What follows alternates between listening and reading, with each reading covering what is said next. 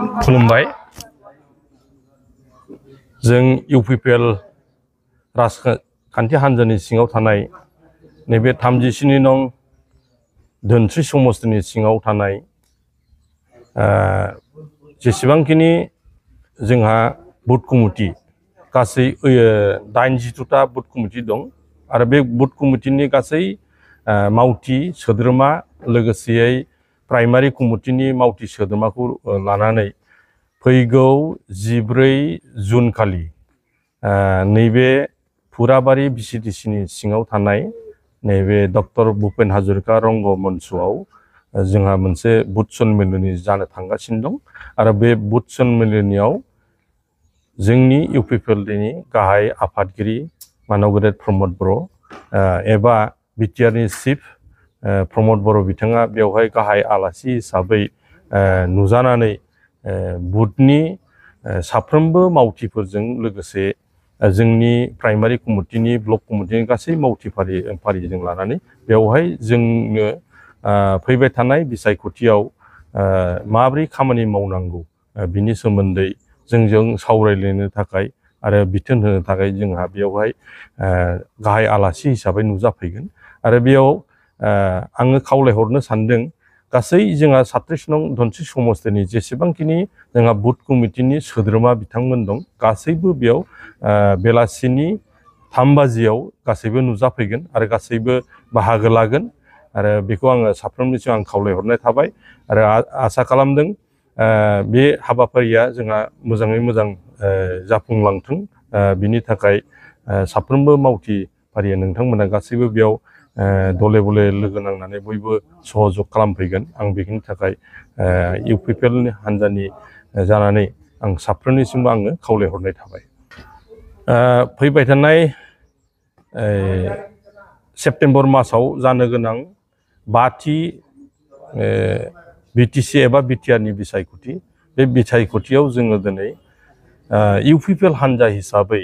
नैबे जोंहा 36 नं धोनस्रि समस्तियाव गासै 82टा बुथ कमिटि दं आरो बे 82टा बुथ कमिटिखौ जोङो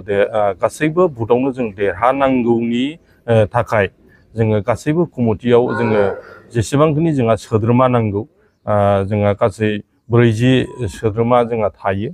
बुथ कमिटियाव आरो बेखौ जों गासै दाफुंजोबनानै लाबाय आरो जेसेबांखिनि वमेन युथ जोंहा नांगौ जादों जों बेखौ दाफुंजोबनानै लाबाय लोगोसेयै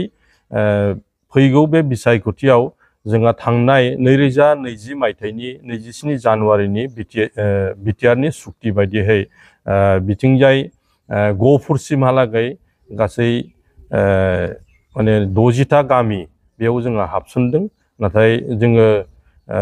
बिटिआरनि सुक्तियाव दंमोनब्लाबो जे बेखौ समस्ति हिसाबै बारायनांगौमोन नाथाय टेकनिकेलि उसुबिदा पार्लियामेन्टआव बिल एमेन्डमेन्ट जायनि थाखाय दा जेसेबां गामिफोर दिनै हाबदों बेयाव 60टा गामि हाबदों बेवहाय प्राय 45,000 भटार्सआ जोंहा गहपुर आरो सनितपुरनिफ्राय दिनै सोजाना थाबाय आरो बेजों लोगोसे थांनाय 2003 मायथाइयाव बिटिसिनि जे सुक्ति जानायमोन बे सुक्तिनि आधार मथेबो माखासे गामिखौ सोसननांगौनि बेबायदि मोनसे आयेनाव दंखायो हिसाबै दफायाव दंखायो हिसाबै दा नैबे बिसायख'थियाव जोंनि बे धोनस्रि समस्तियाव गासै आरोबाव प्राय 1300